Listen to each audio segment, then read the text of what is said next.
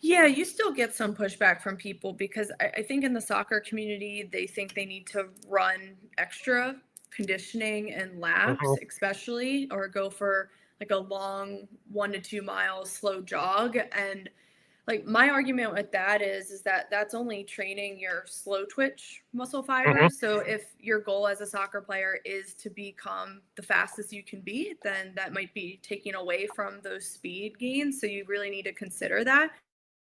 If you do need extra conditioning in the off season when games cut back and you're not going to as many tournaments, then I like to do more speed endurance runs or tempo runs, but I don't like to do more of like that long distance, the steady state type stuff. I like to do more of like the intervals and then just manipulate the work to rest times and eventually shorten those rest times over time and have less recovery to really build their conditioning. But most of the times, especially since we started using GPS, we've been finding that a lot of these soccer players are already getting enough conditioning within all their practices and mhm. games. So the missing component is that speed exposure. And like Mike Boyle says, you want to really think of it as buckets and which buckets need more filling.